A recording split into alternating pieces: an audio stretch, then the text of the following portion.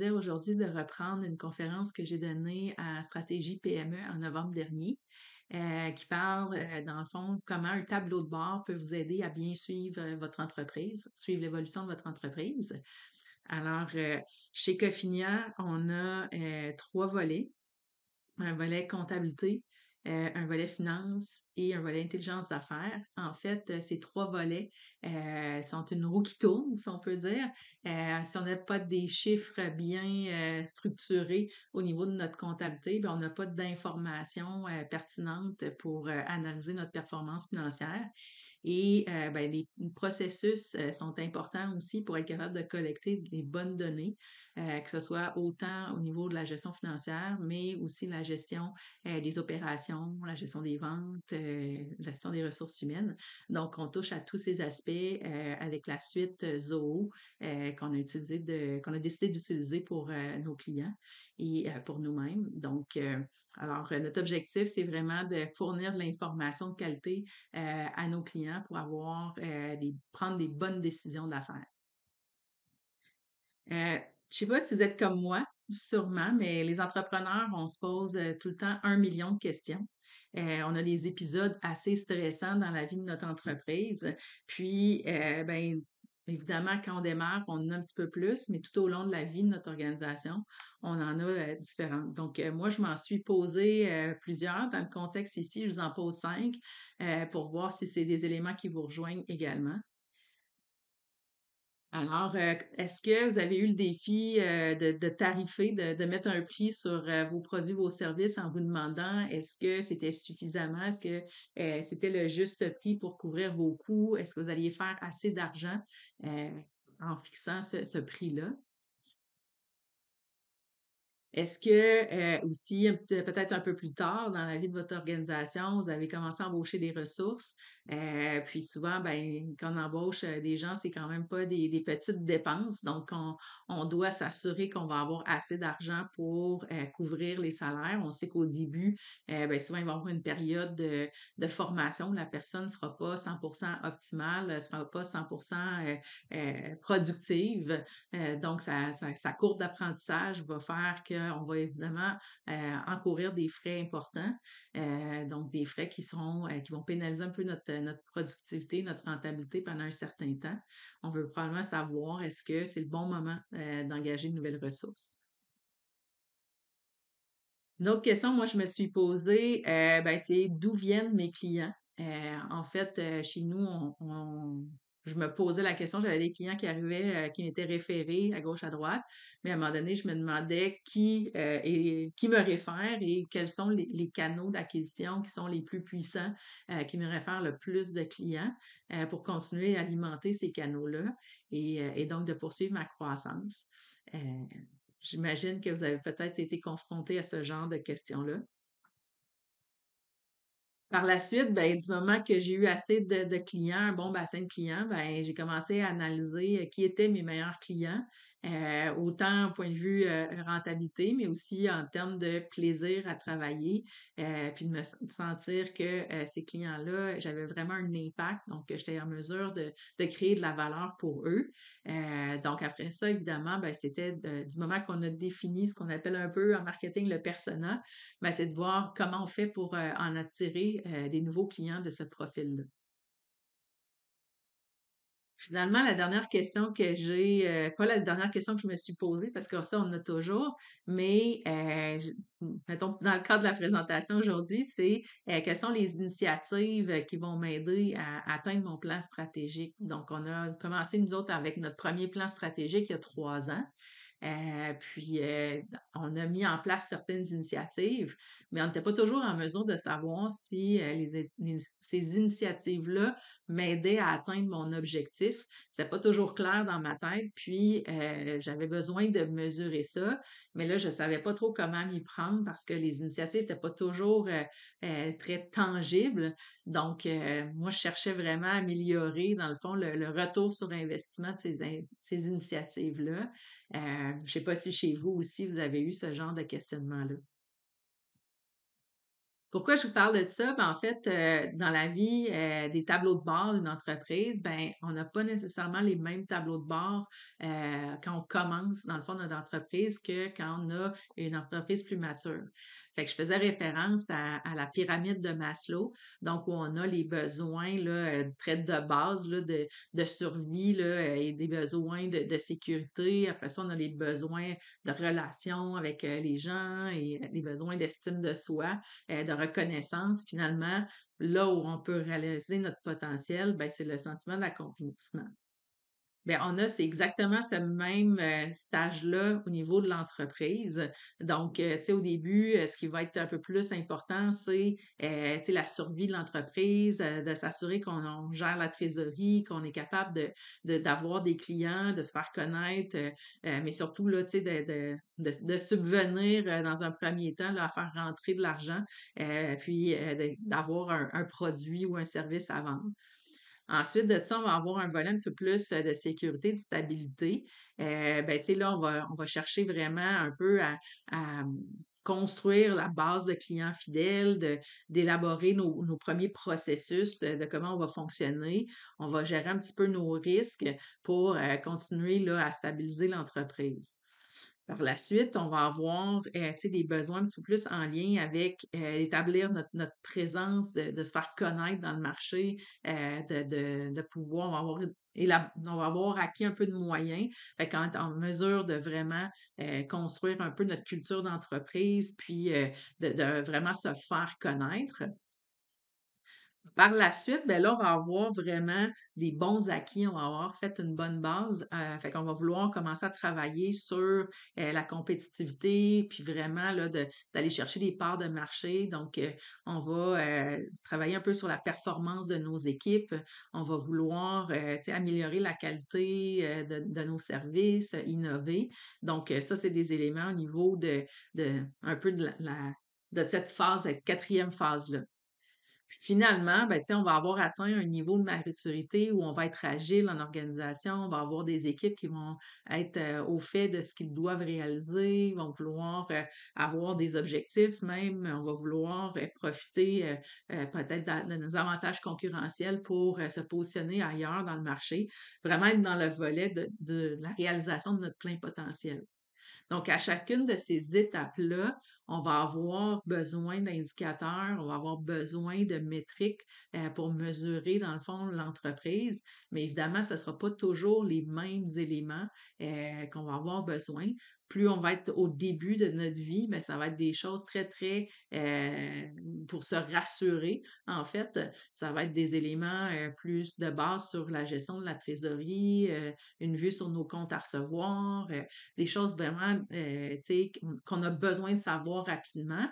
Mais quand on va commencer à évoluer dans l'organisation, à un moment donné, l'entreprise va se complexifier et là, ça va être intéressant d'aller chercher des tableaux de bord ou des indicateurs de performance un petit peu plus pointus en lien avec des éléments de notre modèle d'affaires.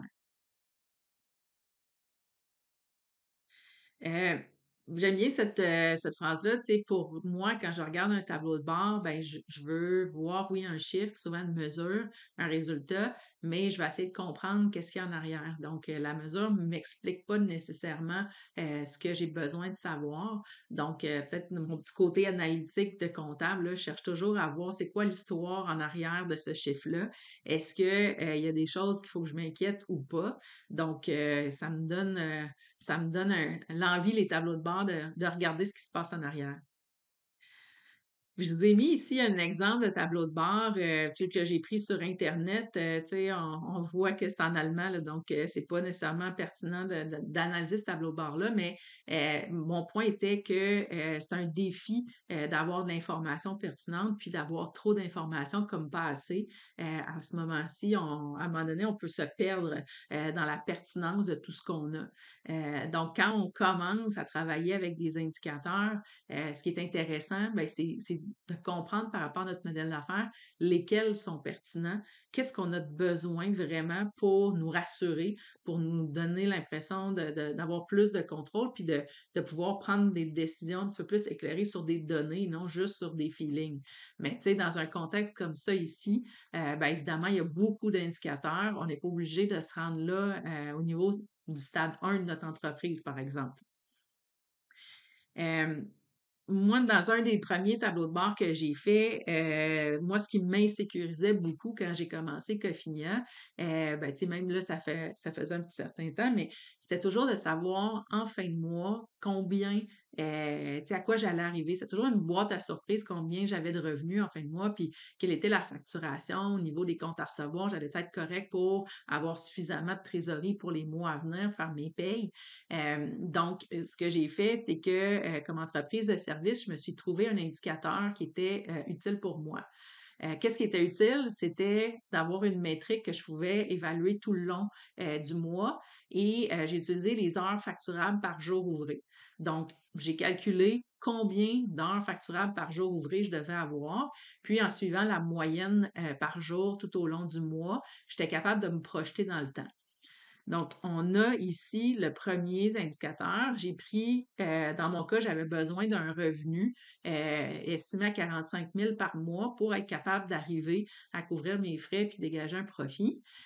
Donc, j'ai divisé ce 45 000 $-là par 21 jours ouvrables, puis après ça, par un taux moyen de 110 de l'heure, qui était le taux moyen de toutes mes ressources. Ça m'a donné un 20 heures facturable par jour ouvré. Donc, ce 20 heures-là, c'était ma règle du pouce, à savoir est-ce que je suis sur mon objectif en dessous ou au-dessus au fur et à mesure que je regardais mon tableau de bord durant le mois. Donc, en fin de mois, j'étais capable de voir le chiffre final, les nombres d'heures finales. Fait que même avant d'avoir fait ma facturation, dans la dernière semaine, par exemple, j'étais capable de dégager la tendance. Donc, en faisant le nombre d'heures de réaliser jusqu'à ce jour fois mon taux moyen à 110 ben, je pouvais me projeter, avoir une vue sur des revenus projetés et là, savoir que j'étais en haut de mon objectif et que je l'avais atteint peut-être des fois après 25 jours, 26 jours, 27 jours, donc j'étais correct. À l'inverse, si je voyais que je prenais du retard, que j'avais une moyenne, mettons, de 18 jours, ben là, c'est là que je pouvais essayer de regarder dans mes équipes qu'est-ce qui se passait, puis si on pouvait changer la tendance. Donc ça, pour moi, ça a été vraiment un élément super rassurant. Puis ça a arrêté d'avoir l'effet de surprise. Donc, même si le chiffre de revenus projeté n'était pas exactement le même, évidemment, un coup qu'on on fait la facturation, ben, ça m'a donné quand même un bon indicateur. Puis quand ben, l'entreprise a continué sa croissance, à un moment donné, je n'étais pas seule à faire la gestion des équipes. J'avais fait, bon, j'avais des directeurs de département, j'avais des chefs d'équipe. Donc, on a voulu pour eux autres aussi leur donner une visibilité. Il y avait un peu les mêmes enjeux que moi, d'être capable d'être en contrôle de leur équipe. Donc, ce qu'on voit dans ce tableau de bord-là, ben, outre la première ligne du haut qui est le consolidé des 3 départements, ben, on a de l'information pour chacun des responsables. Puis, ce qu'on peut voir, par exemple, dans la troisième colonne, pour les heures facturables sur le mois à date, ben, dans ce cas-ci, on voit qu'on a 1440 heures comparé à un budget qu'on a fait de 1714. Donc, en voyant qu'on avait seulement, tu sais, on accumulait un retard de 274 heures, ben là, ce qu'on voulait, c'est essayer de comprendre d'où ça vient. Est-ce que c'est tous les départements qui ont un retard ou seulement un des départements? Donc, il faut essayer de chercher l'histoire en dessous des chiffres pour essayer de comprendre puis de creuser un petit peu plus à la source du problème. Donc là, ce qu'on a fait, c'est qu'on a regardé dans nos 3 départements. On peut voir que le premier département, qui est le département A, ben lui, il est correct, il est même en avance sur son budget, alors que les 2 autres départements, B et C, ben eux autres accumulent des retards. Donc, si on veut continuer à creuser et chercher, dans le fond, une explication, ben, dans le fond, on veut expliquer sur un budget de 245 heures qu'on ait un réel seulement de 156 heures. On va essayer de comprendre pourquoi on a un écart de 89 heures dans la période. Un des éléments qu'on a utilisé, ben moi, le premier réflexe, c'est que je suis allée voir si j'ai pas fait mes heures, ben est-ce que ça peut venir, mettons, soit de l'offre, donc ma capacité à livrer des projets, ou soit de la demande. Donc, est-ce que du côté des clients, ben j'ai assez de projets en cours, j'ai vendu assez de mandats pour être capable d'avoir les heures pour alimenter mon équipe. Donc, je suis allée voir du côté de mon pipeline de vente, donc mon carnet de commandes, si on peut dire. Puis, je suis allée voir les heures qu'on avait dans notre carnet de commandes. Fait que si je vais dans mon équipe pour mon département B, je vois que j'ai deux types d'heures. J'ai des heures récurrentes et des heures non récurrentes. Les heures récurrentes, ben, c'est des mandats qui reviennent de mois en mois, des tâches qui reviennent de mois en mois. Donc là, l'avantage, c'est que je sais que ça, j'ai pas besoin de régénérer des nouvelles ventes. Ces ventes-là, ben, se reproduisent de mois en mois. Donc, sur mon 245 heures de budget, j'ai un 100 heures qui est expliqué. Donc, j'ai pas de problème. C'est des heures qui sont renouvelables.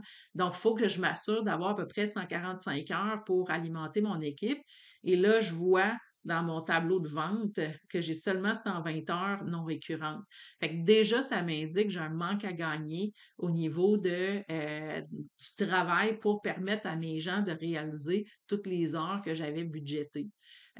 J'avais peut-être d'autres éléments aussi. J'avais peut-être dans mon budget prévu une ressource additionnelle que j'ai peut-être pas engagée justement parce que j'avais pas les heures requises au niveau de mon pipeline de vente. Donc, dans un cas comme ça, je suis en mesure de voir un petit peu plus le symptôme, qu'est-ce qui s'est passé, pourquoi j'atteins pas mon budget et de vouloir travailler au niveau de générer plus de ventes dans mon équipe de département B, alors que mon département A, ben, j'ai peut-être pas besoin de régénérer les ventes. De ce côté-là, je suis probablement complète. Fait que là, je ne ferai pas l'exercice pour l'équipe C, mais c'est un peu le même principe.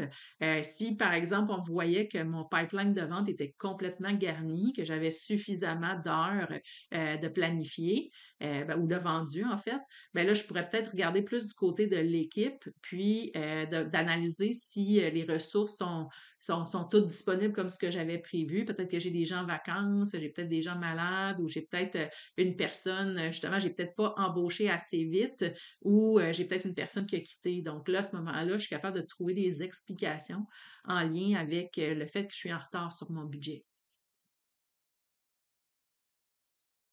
Qu'est-ce que m'apporte un tableau de bord? Ben, on voit, ça me donne un résultat, mais ça peut me donner aussi une tendance. Quand je parlais de mes heures facturables par jour ouvré, ben, pour moi, c'est une tendance de savoir par rapport au début, soit au mois précédent ou à mon budget, est-ce que je suis dans la bonne direction? Ça peut me permettre de me comparer à la performance passée, encore là, comparer à ton budget.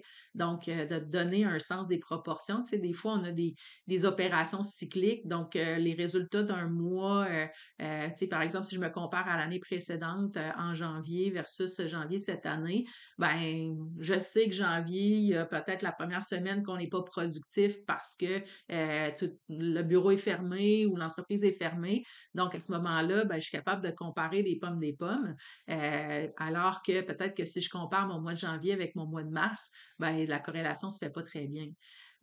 Puis ça me permet de me trouver des explications, donc des pistes d'explications sur pourquoi j'ai atteint ce résultat-là. Donc, ça me permet de corriger le tir plus facilement. Quels sont les avantages d'utiliser des indicateurs de performance et de les inscrire dans un tableau de bord? Ben, on est capable d'avoir une vue d'ensemble. Donc, au lieu d'aller fouiller dans tous les différents outils, nos différents logiciels, ben, on est capable d'avoir un gain de temps, donc d'aller compiler ces données-là, puis de les synthétiser dans un tableau de bord. Ça nous permet évidemment, comme je mentionnais tantôt, de détecter des problèmes. Donc, si déjà, par exemple, sur les heures facturables, je suis en dessous de mon objectif de 20 heures par jour ouvré, bien rapidement, je vais être capable de savoir, avant d'atteindre la fin du mois, que j'ai un enjeu au niveau de ma livraison. Et ça permet d'amener, bien évidemment, de l'optimisation, de l'amélioration continue dans l'organisation. Donc, c'est là qu'on peut, par exemple, trouver des solutions au niveau d'améliorer notre offre de service qui répond peut-être pas exactement aux besoins de nos clients, ce qui fait qu'on a un peu plus de misère au niveau de la vente puis de générer un carnet de commandes. On peut peut-être aussi regarder dans le cadre de, par exemple, l'équipe A, le département A, étant donné que ben, il est en avance, est-ce qu'il y a des tâches peut-être dans le département A que je peux transférer au département B en fonction de l'expertise de mes ressources? Ben, ça me donne peut-être une opportunité de venir encore plus réaliser de tâches dans les mandats clients, puis de profiter d'une expertise croisée. Donc, c'est des améliorations possibles qu'on pourrait détecter quand on sent une problématique dans l'organisation. Je parlais de résultats, mais évidemment, c'est sûr que de se mesurer, ça permet de voir d'où on part et où on s'en va. Ça permet aussi de bien communiquer à l'équipe, tu sais, où on veut aller, puis de mieux corréler, dans le fond, nos objectifs d'affaires avec nos actions. Donc, pour ça, un tableau de bord est quand même un outil assez puissant. On peut déléguer dans l'équipe, on peut tu sais, amener l'équipe à voir certains indicateurs selon leur profil, selon leurs responsabilités, et ça va faire qu'on peut aller chercher un meilleur focus dans nos équipes. Donc, si on vient fixer des objectifs stratégiques, ben, on veut mesurer l'atteinte de ces objectifs-là. Et puis, ben, avec un tableau de bord, ça nous permet de suivre l'exécution, de s'assurer qu'on est dans la bonne direction pour atteindre ces objectifs-là. Ce qu'on veut, c'est, tu sais, comprendre un peu comment les forces dans l'organisation avec nos équipes, avec nos équipements, nos ressources, comment on peut travailler de façon concertée pour influencer tout le monde et les amener dans la bonne direction, de pouvoir les aligner puis les mobiliser à réaliser les objectifs qu'on s'est fixés. Évidemment, ça va passer par une communication efficace, mais ce qu'on veut, là, c'est vraiment créer de la synergie, de la vélocité. Tu sais, comme je parlais tantôt, ben, tu sais, si mon département a plus tu sais, a plus de carnets de commandes, ben, peut-être que l'équipe dans le département B peut venir aider à réaliser, ce qui fait qu'on va quand même au niveau, par exemple, des résultats financiers, là, c'est peut-être des indicateurs ou des objectifs santé, mais je vais peut-être atteindre mes objectifs de chiffre d'affaires quand même s'ils viennent pas de l'endroit où j'avais prévu initialement. Donc, on veut créer cette synergie-là entre le travail des équipes. Puis évidemment, j'en ai mentionné tantôt, on veut pouvoir améliorer, innover pour toujours, dans le fond, continuer à travailler sur notre optimisation, puis tu sais, de se rendre compte ce qui fonctionne aussi dans nos produits ou nos services, qu'est-ce qui crée de plus d'intérêt, de valeur pour nos clients, pour être capable de tabler là-dessus dans l'avenir, puis de continuer à progresser. Je vous ai mis quelques exemples de tableaux de bord. Tu sais, on parlait au premier niveau, le sentiment là, de vouloir être, tu sais, vraiment en contrôle, tu sais, au niveau de la survie, ben, j'ai mis un petit tableau de ratio financier, par exemple, ici. Tu sais, on a le solde en banque, le solde des cartes de crédit, c'est vraiment pour la portion surveiller le cash flow, surveiller la trésorerie. On a le burn rate, qui est dans le fond combien par exemple, on dépense par mois. Donc, si on sait qu'on dépense 138 000 par mois, qu'on facture un certain montant par mois, qu'on a un solde en banque, ben, on est capable de savoir qu'on peut avoir un cash runway, là, combien de mois on a d'avance ou on a en avant de nous avant de manquer des liquidités.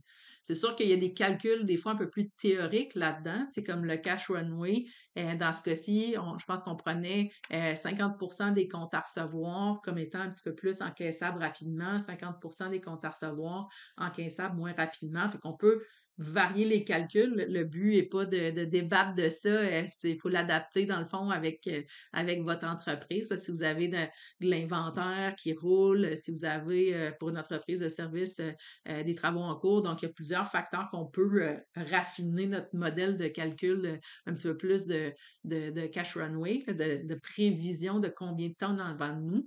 Mais en fait, ça, c'est vraiment très utile. Puis quand on a le graphique de droite, on voit l'évolution du fonds de roulement. Donc, est-ce qu'on s'améliore ou on se détériore? Puis, on est capable aussi de rajouter une cible. On voit ici à 1,5, qui est un peu un ratio qui est santé dans le marché, là, où on pourrait avoir les ratios minimums demandés par la banque.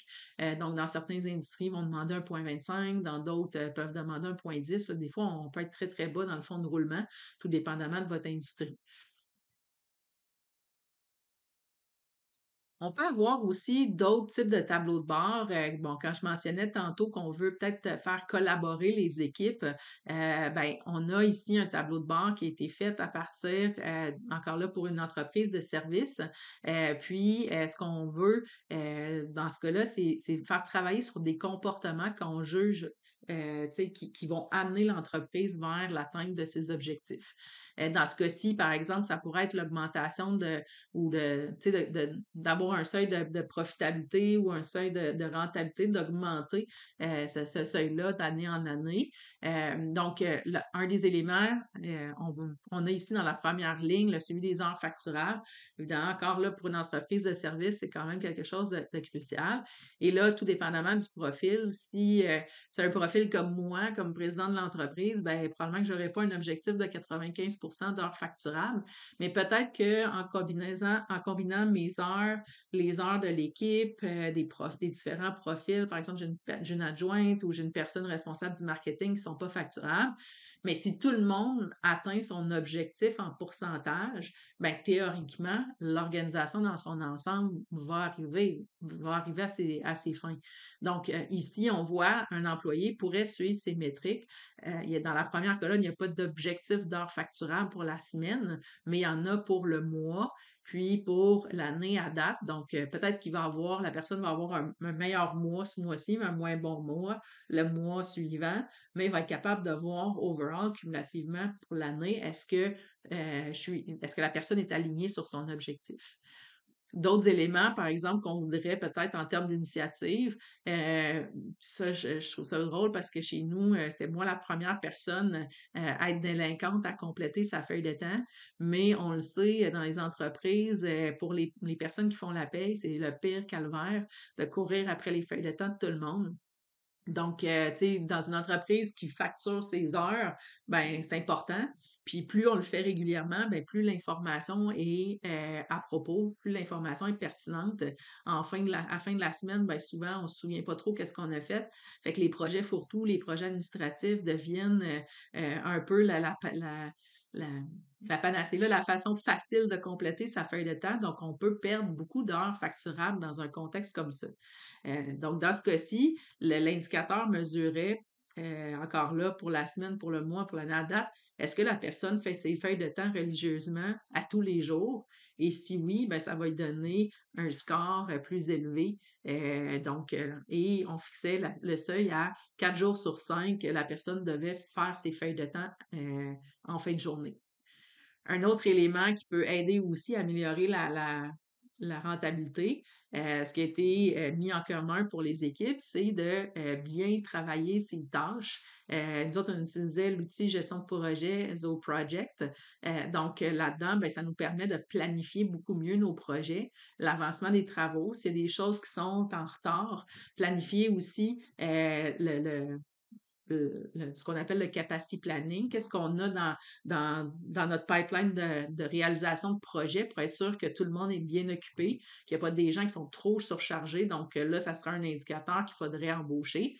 Donc, un des éléments pour nous aider d'avoir une meilleure vue, c'était de fermer les tâches dans notre outil de gestion de projet toutes les semaines. Donc, ça force l'employé à regarder qu'est-ce qu'il y a dans son workload, en bon français, puis, si évidemment il manque de travail, de lever la main, de regarder du côté de ses collègues, est-ce que ses collègues ont besoin d'un coup de main? Sinon, ben, on peut assigner des projets internes, mais dans ce cas-là, on va réfléchir à quels sont les projets les plus porteurs pour être capable justement, de faire des projets d'innovation, par exemple. Donc ça, c'était un tableau de bord qui était relatif à l'employé. Tous les employés ont ce tableau de bord-là. Puis après ça, ben, en fonction des rôles et responsabilités, ben, on peut changer, dans le fond, ces indicateurs-là, puis d'avoir d'autres tableaux de bord personnalisés. Je donne un exemple ici, un tableau de bord pour un chargé de projet. Donc, un chargé de projet va suivre les heures facturables sur ses projets, les deux blocs de gauche, les deux capsules de gauche. Puis, à droite, ben lui, son niveau de planification est plus au niveau des projets et non seulement des tâches. Donc, si on veut avoir, par exemple, une structure dans ta gestion de projet à un certain niveau, pas nécessairement au niveau du micro-détail, ben, on peut planifier l'ordonnancement des projets en fonction de jalons. Et là, si par exemple, on a des expertises, ben, on peut avoir une vue sur des expertises précises, d'être capable de se dire, ben OK, j'ai 4 projets qui vont commencer en janvier pour mon expertise X. Ben, peut-être que je vais avoir, je sais pas, 400 heures à faire dans le mois. Ben, c'est peut-être pas réaliste parce que j'ai peut-être des employés pour seulement 250 heures. Donc, je devrais replanifier certains travaux ou je devrais décaler dans le temps ou même je pourrais dire, ben là, j'ai pas de capacité, je pourrais pas prendre votre dossier. S'il y a un nouveau client qui se présente, je pourrais pas prendre votre dossier avant le mois de février. Et là, ben, on a une meilleure contrôle sur, dans le fond, la cadence de travail des équipes. On est moins un petit peu en mode réactif, on est plus en mode proactif. Puis, on a d'autres indicateurs. Un des éléments pour analyser la rentabilité, ben, un signe rapide pour nous autres, c'était le taux effectif. Donc, le taux effectif, c'est évidemment, si on a un taux, par exemple, de 150 de l'heure, mais qu'on voit ici à 138, ben, c'est des heures qui n'ont pas été facturées dans le dossier. Donc, on va prendre les revenus du mois, par exemple, 10 000 divisé par le nombre d'heures faites dans le projet, mettons 100 heures, ben, ça nous donne un taux effectif de 100 dollars. Donc, ce qu'on veut monitorer, c'est ben, on voudrait se rapprocher le plus possible de notre taux effectif. Là, dans ce cas-ci, ben, évidemment, s'il y a un taux cible de 125 et la personne est à 138, fait une bonne job. Et on voit dans le petit graphique à droite, ben, une tendance, la ligne en bleu, ben, nous montre que de plus en plus, cette personne-là est en contrôle de ses projets, même s'il y a des mois qui descendent, des mois qui remontent. Overall, dans le fond, la personne en gestion de projet est en contrôle, montre une tendance sans cesse grandissante au niveau de sa profitabilité de ses projets, du taux effectif de ses projets.